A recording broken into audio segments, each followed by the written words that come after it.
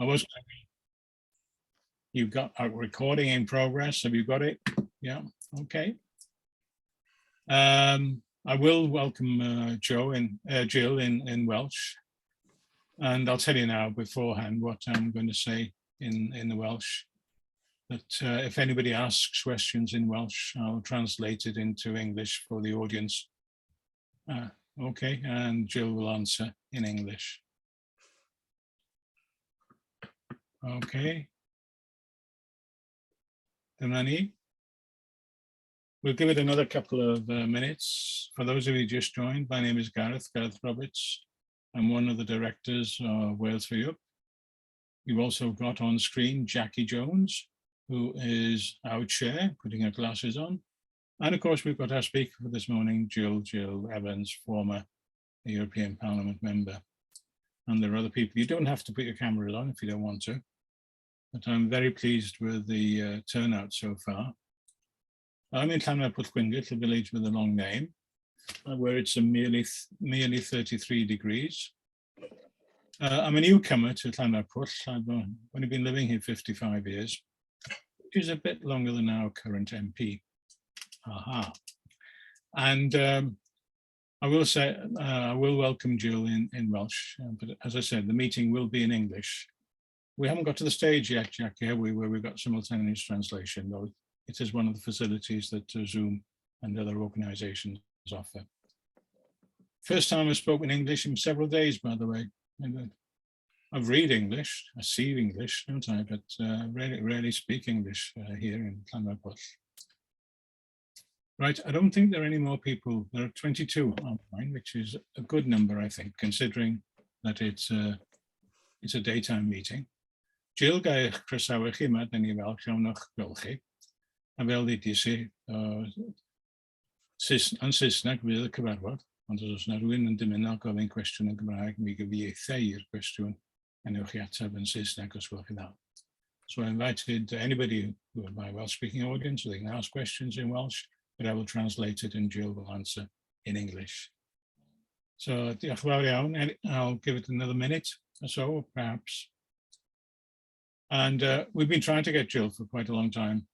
Now, can I say that we've had lots of apologies because there's a thing called the Royal Welsh on, you see, and it seems to be a bit of an agricultural show in Llanelwedd, and lots of people go there.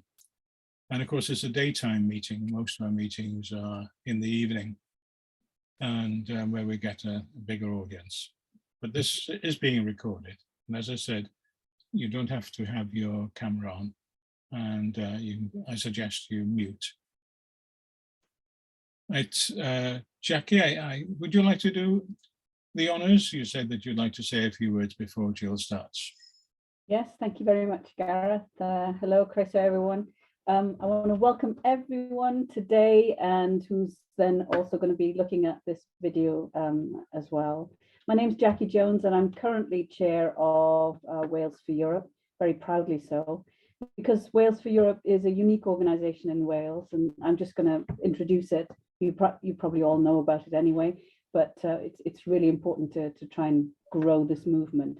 So it's an independent, cross-party and no-party collaborative grassroots organisation, and it tries to very much push the agenda of Wales and the UK being European by virtue of its geography, shared history, culture, trade and values. And all of those things are really, really important, especially during these difficult and challenging times. So we need close cooperation with the European Union, of course, and its member states and other European organisations. And it's in our best interests, all of us, to have that, because that's the way we prosper. We campaign and organise events and activities, such as today with the fabulous Jill Evans, to promote close cooperation between Wales and the UK and European Union and other European bodies. It's not just the European Union, of course, and to promote and support the rights of EU citizens who live and work in Wales and in the UK. It's also to encourage the public and the authorities to value the talents and skills that workers from other European Union countries bring to our public services. And a classic example is the NHS there. Since 2016, a network of local grassroots activity groups has developed across Wales as part of the Wales for Europe movement. And today we're being hosted by the North Wales branch. We also collaborate with like-minded organisations in Wales and elsewhere in the UK. So we have a cooperation and reciprocal agreement with the European Movement UK, which is also linked to European Movement International. So we are very far-reaching. Our step-by-step approach means we focus on activities that have two main foci. First, we highlight the disaster that is Brexit and how it is negatively impacting in Wales, every corner of Wales, trade, people, future generations.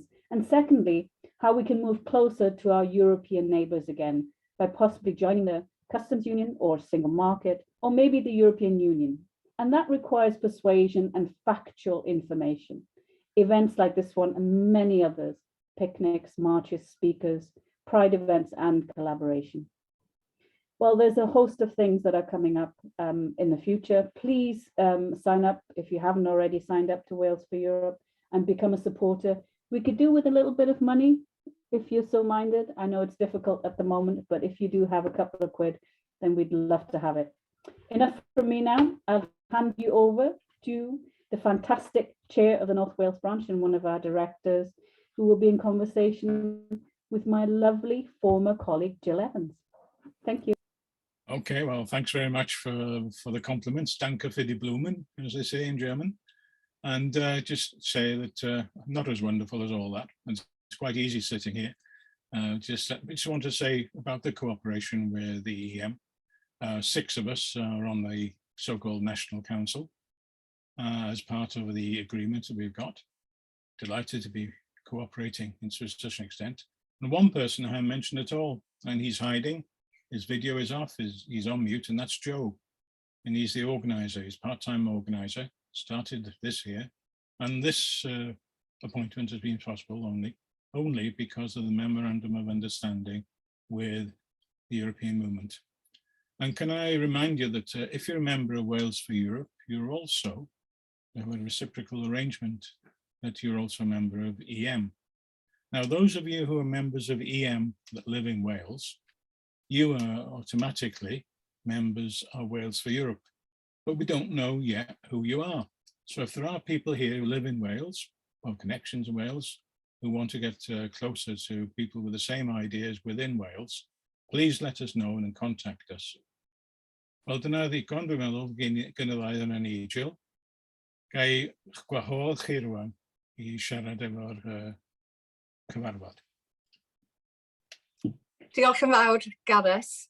Mae'n braf iawn I gwrdd chi. Thank you very much, Gareth. It's lovely to meet you and to meet Joe. And to see Jackie again, of course, because we have met once, maybe twice, since we left, but we were there together in those awful final weeks before the UK left the European Union. And if I can just give a bit of background to my own career, I suppose, as an MEP. In the early 1980s, when I was young, I was elected as international spokesperson for Plaid Cymru. Now, this was mainly due to my work on international issues, on development issues, and on peace issues. But of course, the portfolio included what was then the European Economic Community. And so I had a very steep learning curve. And one of my jobs as a spokesperson was to represent Plaid Cymru at meetings of the European Free Alliance in Brussels.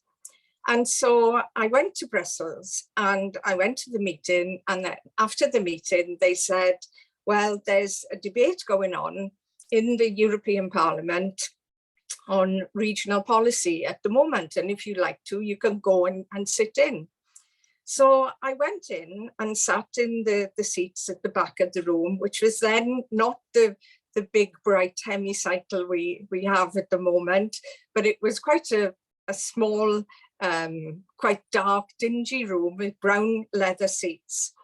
But the debate was going on, and I sat down and put my headphones on and I listened to this debate where the translation was seamless.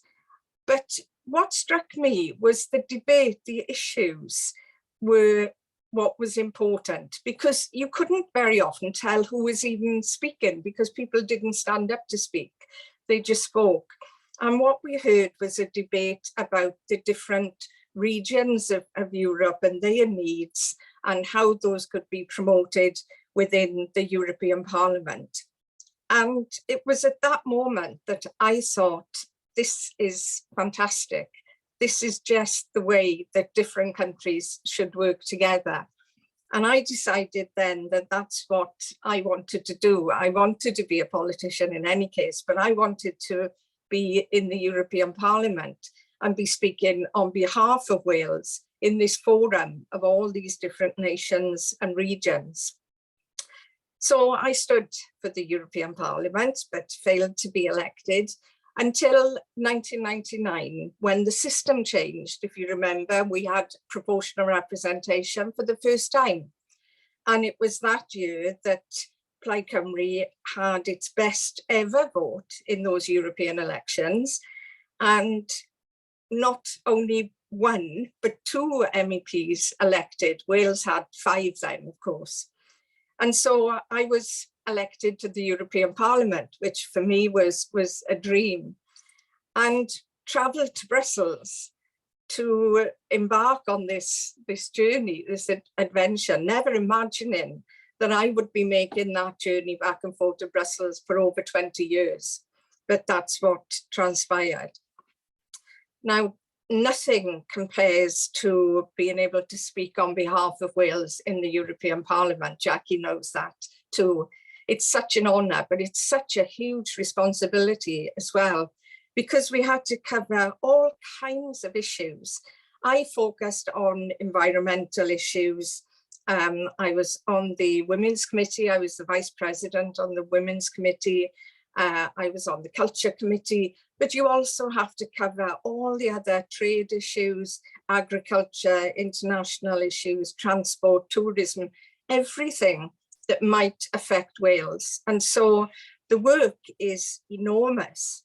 And I decided right at the start of my time as an MEP that I would make certain pledges to myself and to the people who elected me. One was every time I made a speech in Parliament, I would mention Wales, which I think I did. And secondly, that every time I voted in Parliament, it would be on the basis of whether it was in Wales's interest or not. And what that gave me, I think, was a certainty then, even if I was criticised for the way I voted, I could always justify it because I was acting in the interests of the people of Wales. And also trying to raise Wales's profile, of course, by holding exhibitions, inviting groups to Brussels and to Strasbourg, holding conferences. But most importantly of all, I was able to offer work placements to young people. And so many young people from Wales came, whether it was for a fortnight or for 6 months. And they came and they did work experience in the office. And it was a fantastic experience for me as well as for them, because it was a means of us showing to other countries what Wales had to offer, because these young people just were so enthusiastic and interested and contributed so much to what was going on in the Parliament. And that was something that I'll always be proud of. The nature of politics in the European Parliament was different as well, of course. There's no government, so it's not the same kind of confrontational politics that you have in other parliaments. It was much more consensual. And that's why those of us in different parties often work together. It was quite normal that we would work together to find common ground on issues rather than voting all the time on different ideas and against the other parties. We had a lot of debate and discussion. And what that meant too was that every single MEP was important. It didn't matter if you were a backbencher, because there was no such thing. Every individual MEP had more or less the same status. And before being elected to the European Parliament, I'd been a councillor for 8 years. And I know that it was much easier to get to meet and speak to a commissioner than it ever was to speak to a council officer. The commission was open and helpful whenever they could be. And if we wanted to talk to somebody, they would be there to talk to us. And that made the work much easier. And so I was criticised from time to time for not making enough speeches or not doing different things, but I decided to work in the most effective way possible within that forum. And I found the best way of doing that was by talking to people one-to-one, having individual meetings, working in a way behind the scenes, as well as making speeches, of course. But speeches didn't get things done, but you could really get things done by working cross-party very often in the Parliament. And what was very frustrating and ironic, really, was that what I found on so many occasions was the UK blocking legislation at a European level that we really needed to get through because it would help us in Wales. And the idea then that we saw during the Brexit referendum of taking back control, they already had control. They could block things, they could veto things. It wasn't about control at all, but you know that, we all know that. But over the years, I worked on many different committees. As I said, I worked on many different issues. And then, of course, when the referendum happened, I'd campaigned very strongly with others to remain. We know what the result was. But then after the referendum, when the discussion started, when the negotiations started, I'm sure Jackie would agree that within the Parliament, we could talk to the negotiators. We had a cross-party group of UK MEPs who wanted to remain, and that was all parties, I think, except UKIP, of course. We talked within the Parliament, we had debates, we had votes, everything was open, and everyone was allowed to put their views forward. But that didn't happen this side. It didn't happen on the UK side. We weren't able to have the same access and influence on the UK side. And so whilst we were putting the case for remaining in the single market, for instance, the Welsh Government and Plaid Cymru put forward a very strong case for remaining in the single market and the customs union. And whilst that was read and taken note of and supported by some parties in Brussels, of course, it was ignored by the UK government. And it was only the UK view that was put across in Brussels. So when we left the European Parliament, I think what I felt overwhelmingly was the strength of solidarity from other countries and other MEPs, the support, the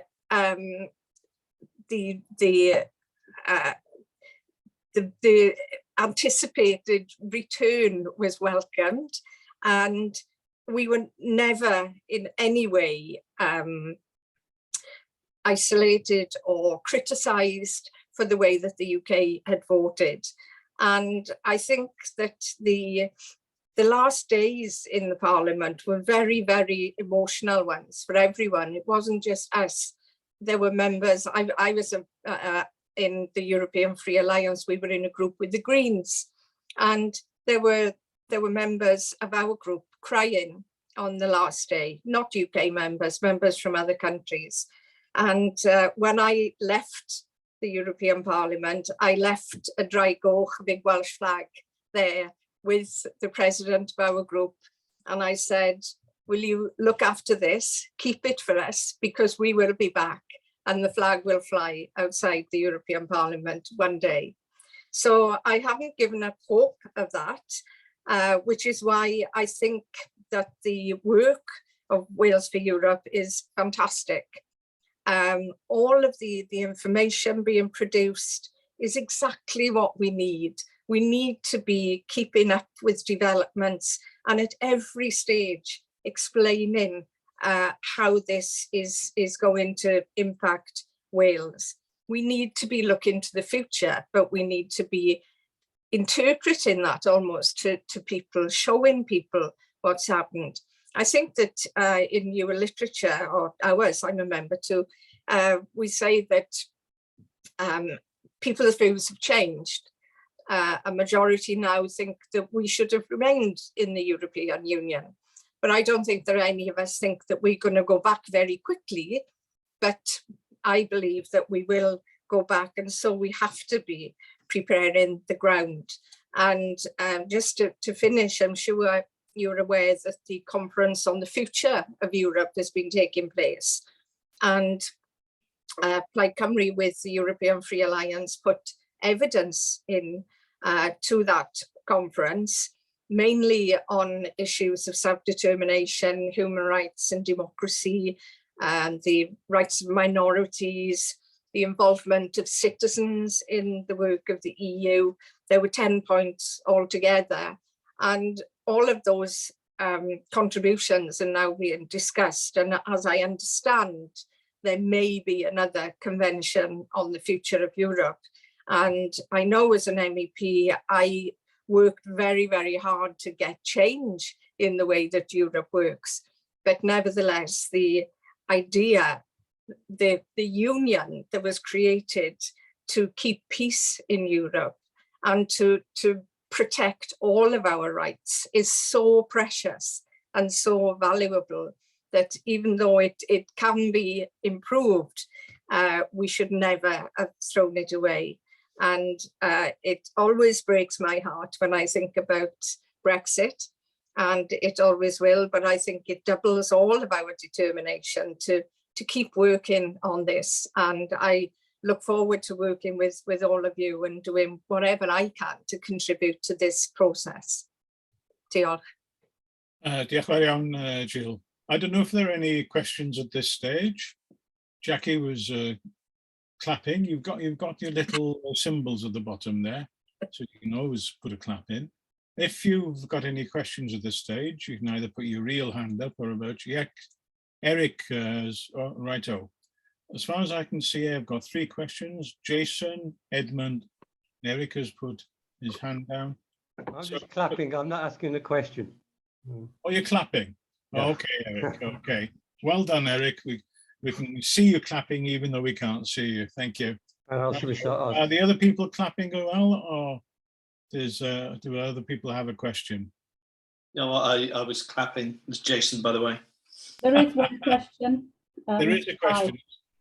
Where is it? Dina, hi. Who's got a question? Dinah. Well, It's Dinah. I'll ask. Sorry, is that Dinah with a question? Yep. Okay, off you go, Dinah. Okay. Thank you, Jill.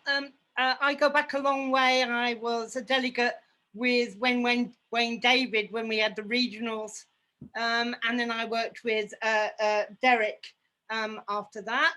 And so good to see you still smiling after Brexit, shall we say. I've been involved as a policy officer for the Labour Party, and we are working on trying to gather speed for the next general election to see what this closer relationship with the EU is about. We are working on it. But could you answer this question, because I'm still shocked. Although I think Brexit was flawed, and one day history books will show it was flawed, the referendum. Can you tell me why the hell people voted for Brexit, particularly in the Cynon Valley? Did we not sell it enough? What did we do wrong that people voted for Brexit in Wales? Thank you. Thanks, Dinah. And yes, I should be having a meeting with Derek before too long, because he's still the Wales representative, of course. Yes, you're right, Brexit was flawed, and there's a lot that we still don't know about that process. But I think that people, they were voting to leave the EU, of course, but it was because they were told that their lives would get better. And I live in the Rhondda, and we have the same situation here. There's an awful lot of poverty and deprivation. And people really believed that this was an answer to their problems because they'd been lied to so often. And they were promised all kinds of improvements to their lives, food prices coming down, for example, fuel prices coming down. And they believed it, and they'd been told it for so long. And when I was out on the streets campaigning here, often with the Labour Party, with Chris Bryant in the Rhondda, and we were being called liars on the street. And I think, looking back, one of the mistakes that I made was taking it for granted that people supported the whole idea of the European Union and that it was a good thing. And I often was critical of the EU publicly, and I could explain why, and it was always trying to be constructively critical. But in a sense, I think that we didn't just sell the idea and inspire people with the idea of Europe. Young people have it. You see it with young people. They don't understand at all. My grandchildren are going to lose out so much now, and they don't understand why people voted to leave. But I think it's almost that we didn't, we talked about the facts and the figures. I produced reports on how much Wales got and you know, much more than we paid into the EU, but people didn't want facts and figures, and we didn't inspire them to vote for Europe. And that's something I regret. But I honestly, in many cases, I don't blame people for voting to improve their lives because they honestly believe that's what would happen. Thank you, Jill. And that's why we've got to put all the eggs in the young people's baskets from now. Thank you very much, Dinah, Diolch, Jill. Which brings us to the second part, really, of today's meeting with Jill to discuss the way ahead. How does she think that Brexit has gone over the last 2 years? What changes has it made? Are they irreparable? And what, as Dinah says, what should be our strategies for improving things to start off with? Do we take it step by step? Do we go all out, etc.? Now, you said that it will be quite some time before you think we'll rejoin. I'll probably be dead by then, but it doesn't matter. I'll still campaign as long as I live. But that, again, is for my grandchildren. So I will keep going. We will all keep going. But it's worth fighting for. What should we do? Should we tell lies as well? That seems to be the way ahead, doesn't it? No, I think lies in politics should be completely banned. But I think that we need to show people that we were telling the truth, and I think a lot of people are seeing that now. I said earlier about you know, not bombarding people with facts and figures, but you still need the facts and figures there. If people ask questions, you have to be able to prove the case. And I think more and more people, like a lot of farmers, for instance, are now seeing the impact, and food producers are seeing the impact of Brexit. I think Jackie said at the start, it's been a disaster, and it's been a disaster all round. And that's despite what the Welsh government has done and putting in place a scheme to replace Erasmus, for example. But they aren't able to do that in terms of all the funding and all the schemes and partnerships that we were part of through Brexit.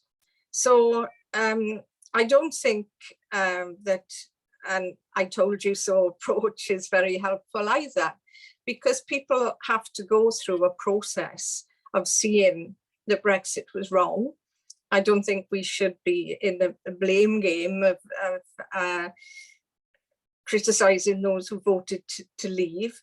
But what we have to do is bring together those now who see that our future and Wales's future is better in the European Union. I'm really glad that the Welsh Government has kept the Wales office in Brussels. And although there's no official Welsh representative or government representative on the EU Partnership Council, which is overseeing the trade and cooperation agreement with the European Union, I think that we should be very carefully watching what developments are taking place there. I don't know whether Wales for Europe is, or the European movement is able to kind of shadow the discussions and the debates taking place there. And although we don't have an official Continuity Act in Wales, I still think that the Welsh Government, and we should be encouraging the Welsh Government to keep in place all of those standards on food safety, on environmental issues, on waste and water quality and so on, that the EU offered us at the time. We had protection, and those protections are now much more fragile. And so we do have to work together. I was horrified, I should say, that recently I know of 2 people, friends of mine, who have applied for and got jobs in Brussels. One of them has had to withdraw because the process was so long and so complicated, and in the end was so hopeless that she's given up hope of taking the job. The other, it's taken him nearly 6 months to get the right permits from the UK side, not from the Brussels side, to go and live and work in Brussels. Now, these things are happening now. We need to be there to support people and to highlight what is happening to young people like this who want to go and work in other countries and are being prevented from doing so. And I think we keep putting the case for the single market, because even if people are not yet convinced that we should be back in the European Union, and they still think the European Commission is evil and that other countries control everything in the EU, which of course is not true and never was. But people, even if people do still think that, there are steps that we can take without fully joining the EU. There are measures that we can take, and we can work out a pathway back to EU membership. And that's why I say it's not going to happen quickly. I would love to be wrong. I was in another conference a week ago on banning nuclear weapons. And one of the speakers said, well, what we know for certain is that change will happen. We don't know when and how, but we know it will. And that was such an optimistic view that I thought, well, you know, we should think of that in terms of the EU and Brexit as well, that things will change. And we have to be there to help people to move back in that direction. I think working with the network of people, of all those who are now talking about the need for more and better cooperation with other EU partners and other countries is going to be crucial. And this is where I think as a movement that Wales for Europe can play a real role. Diolch yn fawr, Jill. I see that Jackie has her hand up. I don't know if it's for a comment or for a question. You better unmute as well. There we are. Yeah. Jackie. Thank you for all of that, Jill. I just wanted to let you know that Wales for Europe applied to become part of the civil society that looks at the TCA, the Trade and Cooperation Agreement. We were unsuccessful. Surprise, surprise, not. But there is the WCVA, which is party to that. So we funnel in through that, and the Cardiff University as well. So it's we've got a link in there as well, which is really important. But they're not going to meet very often because oversight is not the strong suit of this government. It is absolutely the antithesis of what this government wants to do. But the second thing that I wanted to say is that we had a really successful event that Joe really helped organise about tithe and about the different comparators with Northern Ireland and Scotland and Brussels as well. And that was absolutely fabulous. There's a recording of it, I think, so on YouTube as well. It was brilliant. Lots of young people involved with it. Thank you very much. Just want to say that, of course, we were very pleased with our cooperation with the EM.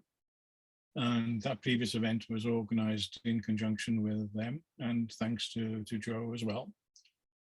But I just want to tell you honestly, what we lack is people.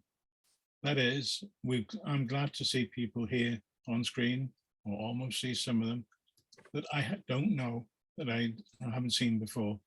Because, for example, I wanted to have a stall in the Anglesey show, but it's a 2-day event. Couldn't find enough people to person it. We've got a stall in Meirionydd show in Corwen on the 24th of August. That's a 1-day show. It's only got 3 people. But unless we get lots more people on board, it'll be very difficult for us to organize events which will encourage people to change their mind.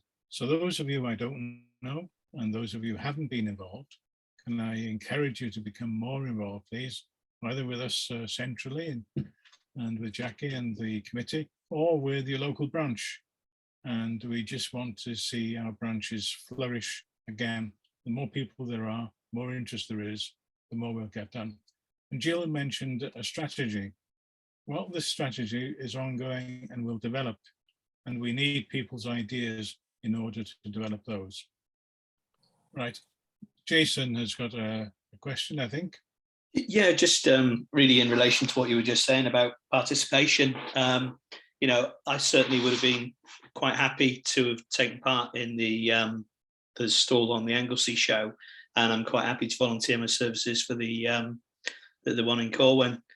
I think maybe, and it's what you said at the beginning, I've been a member of the European movement as such since 2016, since the referendum, and I think maybe there's a sort of bit of a breakdown in communication. At one point, I belonged to, I think it's Flintshire for Europe, because the movements that sprang up immediately during the referendum process, like in where I am, which is Colwyn Bay, Conway, that sort of area, they all seem to have evaporated.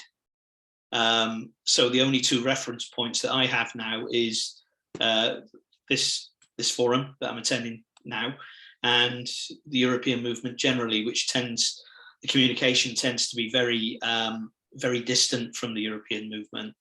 You know, you get frequent emails and newsletters, but not very much going on, if you see what I mean. Well, thanks, Jason.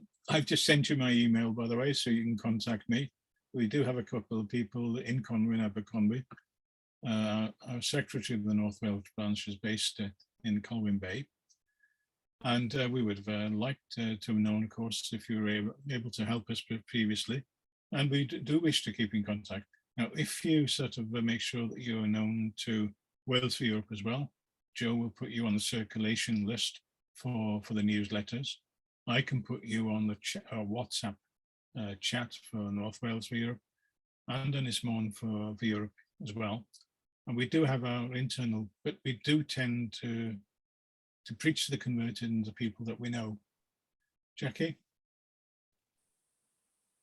You're on mute. Yeah, I know. Thanks. It takes a couple of minutes down here. I'm so far away from you. There are a series of events that Wales for Europe is doing as well in conjunction with the branches. So, for example, we've got a picnic coming up in Cardiff. Anyone's welcome to come. I know it's quite a long way from the north, but maybe a picnic on Colwyn Bay, you know, and organising events that get people together again and then grow it organically from there. What I've experienced here in Cardiff is that a lot of people now are have rebooted about their opinions about Europe. They're willing to come out more now, and they're getting angrier and angrier. So I think it's a really good time to recruit in a nice, gentle way and talk to people about it, because it's so evident how bad these events are for us because of Brexit and the consequences on everything imaginable. We're also joining with a lot of organizations to go with a Rejoin March on the 10th of September in London. And we're also going into the university. In Cardiff University, it's the first, it's a start of a program that I think is really important, of going into the universities and starting organizations there. So we're having a launch event on the 8th of October here in Cardiff with Neil Kinnock, who's going to be speaking for the Society Students for Europe. And we encourage everyone to go into your universities if you've got contacts there and persuade them to start a society there, because it's in the universities that, in my opinion, the right wing are getting in there and recruiting already now. We have to be really vigilant, because it's not just about rejoining the European Union, it's also about stopping the far right as well, in my view. That's just a personal view. So there are quite a lot of activities that are going on. But we need your help in order to progress those in other parts of Wales as well. But I know that lots of us are willing to travel, can travel, and will come anywhere to help with those as well. And we've got paraphernalia as well, propaganda, EU flags, got all sorts of pens. We've got over 100 or 500 pens or so that we can give out and things. So these things, you know, it all helps. Yeah. Okay. It all helps. So please do jostle, and if I say, go for it. And of course, we want your ideas as well.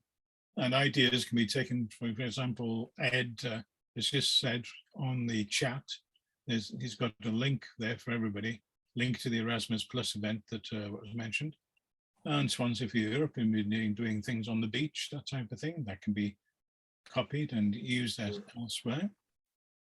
And very pleased to hear if there is more support going on. Rhiannon, again, ti gwestiwn dy gweld. Diolch yn fawr, Gareth. We've in Wales for Europe, Jill, over the past couple of years, we've been very careful to get our message right, because right after we left, you know, people had had enough of Brexit and talking about it, and the, you know, the very divisive arguments and the vitriol that went on, and we were very careful about what we were pinpointed. And initially it was, you know, give us what we promised, you know, we haven't had it, you promised us this, that and the other. It was sort of pointing, you know, just being more gently, because you could put people off after the, you know, the whole, excuse my language, shit show that went on. Now, you know, there's a sea change. Do you think it is too soon to say that Wales for Europe says we're going to be supporting the Rejoin March in September? Do you think Wales for Europe, is it too soon to say now, yes, we should rejoin? Or should we just say closer? I mean, because, you know, the opposition, the UK opposition, is having a very, very, very, very, very incremental approach to it all. You know, under Starmer, it's, you know, very tiny little tweaks, you know, it's very, very, you know, slow. So do you think Wales for Europe as a campaign group should sort of say, yeah, we should, you know, let's really go for it, rejoin? Or should we be a bit more nuanced? Personally, I think the aim should be to rejoin. And I think that should be clear so everyone understands that. But at the same time, looking at how that can happen, how that process can happen. But no, I think it's fair to tell people that that is the aim. And it may be that because, and I agree, a lot of people now are questioning this and are willing to listen to different arguments. And it may be that they are not convinced yet that we should rejoin, but they are ready to talk about it again. And so I think that Wales for Europe should be very clear about that, but also looking at other options. And I think people certainly want to maintain relationships with other European countries. A lot of people still feel European in a way. And one of the things I didn't mention earlier was so many people contacted me after the Brexit referendum saying, well, I'm a European citizen, and how can my citizenship be taken away? And I actually commissioned research from a team in Swansea University who put a legal case together claiming that that citizenship couldn't be taken away. And we took it to Brussels, and the Commission disagreed with it, but others like Guy Verhofstadt supported it. And so we thought there was really some mileage in this. And it's actually been taken and tested in court now, when we're waiting for the actual court case to take place. But I think that when people see their rights being removed as well, people really oppose that. They really object to that. And it's something very personal to a lot of people. So I think that if we are saying that we are looking at all these cases, we are supporting people, we are supporting EU citizens from other countries, and we are protecting the rights of people in Wales as well. As we move towards closer links with Europe, that's something that's very positive, and it's inviting people in. I mean, one of the problems, isn't it, in the past was the lack of citizens' engagement with the European Union. And we have to make sure that people are engaged with this whole discussion now, but at the same time say, no, we want to rejoin. At the end of the day, that's what we're here for. Yeah, Jill. Richard, you've got a question? Richard Hart-Jones? Yeah, am I unmuted? No, that's right. You're all right. I spend half my time in Berlin, in Germany, and the rest of my time here near my stag. During the campaign for the vote in 2016, I was very disappointed that I didn't hear many people drawing attention to the benefits of the European Union. I know that sounds very, very bland, but there was an awful lot of criticism, all this hysteria about immigrants and so on.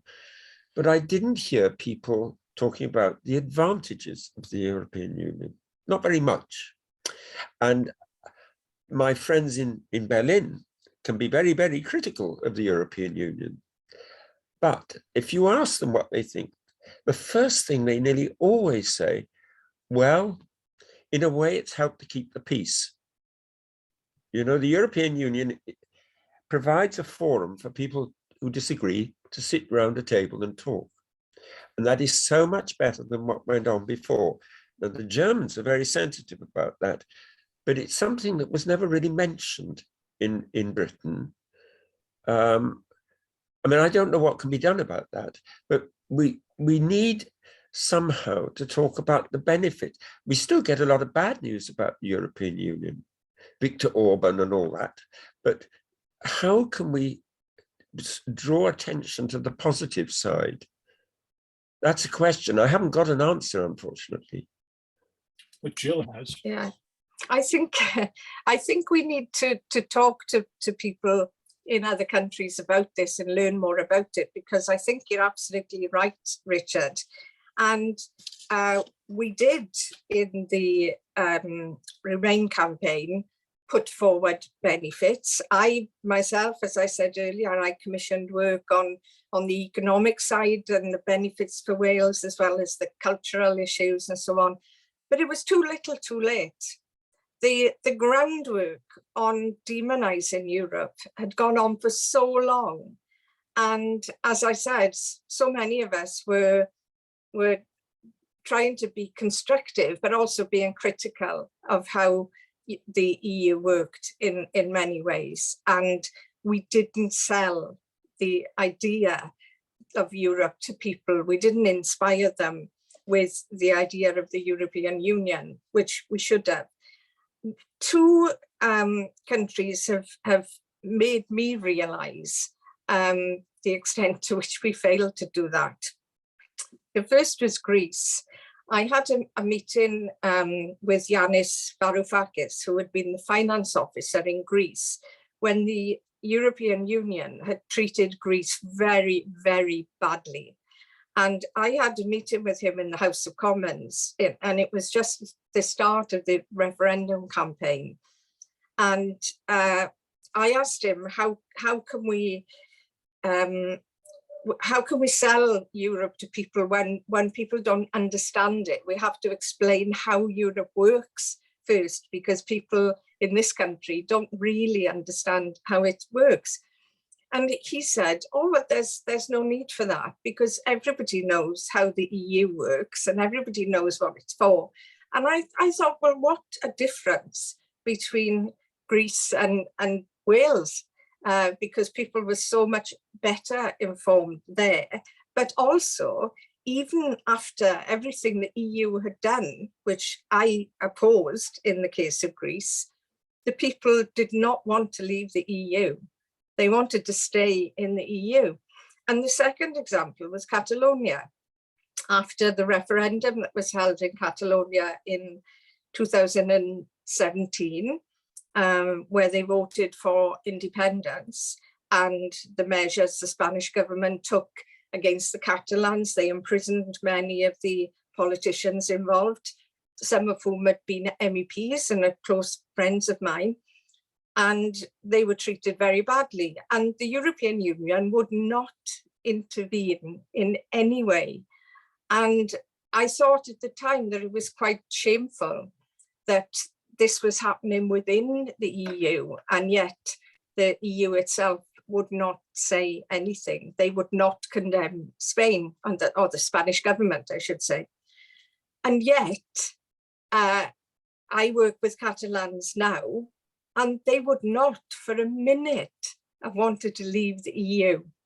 They see their future very firmly within the EU.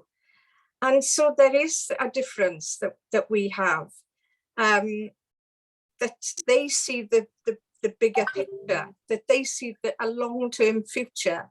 And it is in that Europe that is one piece and brought stability to so many countries. And I think that's something that we haven't made the case for in Wales. And we need to be doing that now all the time. I think as an MEP, I took that for granted a bit. I thought people did see the big picture, but we were wrong. But we have to do that now. Right, thank you very much. Jason has a question. Yeah, so it not really a question. I think it was just coming back at the question that was asked before by Richard, I think, that Jill answered. Yeah, I think I often see, on Facebook and all the various groups that we no doubt all belong to, a lot the sort of Remain or Rejoin movement, or Remain as it was, constantly beating itself up about not having made a good enough case for Europe and the benefits of membership. And whilst I can understand it, I don't think we should do it too much, because I think certainly this is my opinion and others may well disagree with it, but I think if we think back to the environment in 2016, really, what was a lot of people were kicking back at was the austerity regime we'd had under the Conservative government up to that point. And I think the right-wing press, who were absolutely,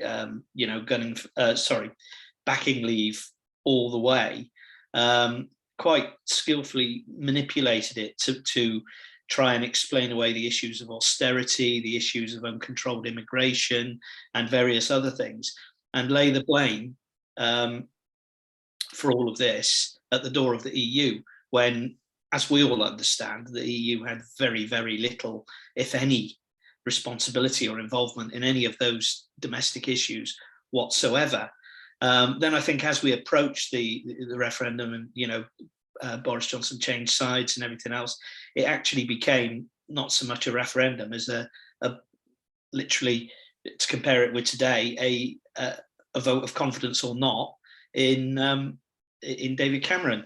And I think that a lot of people, certainly Leavers that I've sort of spoken to, you know, the odd one or two that you can get an intelligent conversation with, you know, it's, well, we didn't think we were actually going to leave the EU. Yeah, we voted to, but we didn't think anybody was going to be so stupid, and they're quite happy to push the blame onto the side of, you know, the government and the people that eventually brought this about. And I think there is an element of truth in that, insofar as, and this particularly sits with Theresa May and what was going on there, that I think there was a fear on the part of government that they had to honour the result of the referendum, when I think there was an awful lot of opportunity to have either rerun it or to have exited the EU without having to do such a damaging, you know, one-way exit. And I think, going back to what someone mentioned before about, you know, the right wing being active within the universities and things like that, I think what we've got to be very, very careful of is, I think we all know, and a lot of people in government know, that inevitably we're going to be drawn back to the EU. Trade, culture, that membership is essential for a whole lot of things. And I think we have to be very mindful of the fact that the people that were the architects of, the engineered and forced through Brexit, will do their absolute utmost. And we see this with the Northern Ireland Protocol and what they're trying to do there to actually make this a permanent, you know, rupture with the EU for as many generations to come as they possibly can. And again, going back to the fraud aspect of it, I think this is all tied up potentially with protecting offshore investments from possible EU taxes in the future. Thank you very much, Jason. Okay, lots of things there which are of interest. Couple of interesting comments. It's almost time for us to wrap up, really. Not that I want to stifle discussion in any way. A couple of comments. First of all, interesting one from Gabriella. Rather than campaign for rejoining the EU, should we not first of all campaign for becoming members of the single market and the customs union? Well, that's something we've already discussed. And a comment from Rhiannon Barrow said that they had an excellent communications officer in Swansea for Europe who got many World War II generation people to speak out for the benefits of peace. And that was put out on their social media outlets. So there's a many-pronged attack in order to get us back in. I don't know if you want to make any closing remarks, Jill, and then I'll just ask then Jackie to wind up on our behalf, if that's okay with everybody. Just it's very deal, just to say thank you very much for inviting me, and I just look forward to working with all of you on this great project in the years to come, and I'm sure we will be successful, but it's not going to be easy. But Wales for Europe are showing us the way, and I'll certainly do all I can in future to support it. One little message, if I'm Jill, one other message. There is a newsletter that Joe has hidden himself, hasn't he? We can't see him, we can't hear him, but he is key to a lot of our activities, and I've thanked him once, I'll thank him again.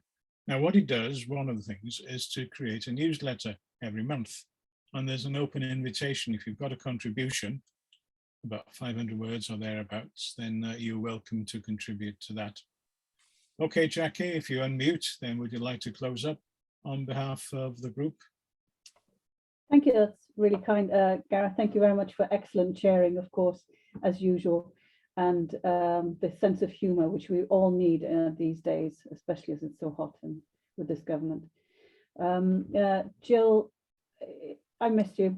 I miss the European Parliament. I miss our colleagues in Europe. And we must do more to try and keep that relationship going and make it even closer. There are lots of benefits to being in the European Union. There are lots of negatives for being outside. So ever closer union of the peoples of Europe, I've always held that close to my heart. And I think that's particularly important for Wales, because the Welsh people are such fantastic people, or people who live in Wales, I should say, are such fantastic people. They believe in solidarity and in the song and a welcome. And I think that's very much reflected in some of the people that we worked with in the European Parliament. I was only there for 5 minutes, not 20 years. I really appreciate all of that you've said and all that you do, Jill, as well, and to support this common endeavour that we've got. Please come back and at other events and write for the newsletter. We're also doing a Brexit Watch, which will go across the continent about Wales. If anyone wants to contribute to that, deadline is the 1st of August. So please do. I want to thank everyone who's come, and especially Joe, and all of the contributions that have come today. Let's work together to do this. As Jill said, I've written it down. Change will happen. We don't know when or how, but it will happen. Thank you, Jill, and it will for all positive reasons. Well, it's not just people from Wales that have been taking part today. There's Rabina Jackson, Japik Simfra, who's, thank you for opening the conversation up to everyone in EM. She's in Northeast for EU in Northumberland, very grateful. She'd help us if she were near her. Now she's going to look out for the Welsh flags in the Rejoin March in September. And Howell Evans is in East Devon as well, and he's thanks. So thanks to everybody from outside Wales and within Wales for attending. And remember, you've got, those of you in Wales, you've got reciprocal membership. If you haven't been active, or you've only been active within the European movement, become active within Wales for Europe as well, and help us on our way. Diolch fawr iawn I bawb sydd wedi cyfrannu. Dwi am orffen y cyfarfod rwan. I'm going to end the meeting now. So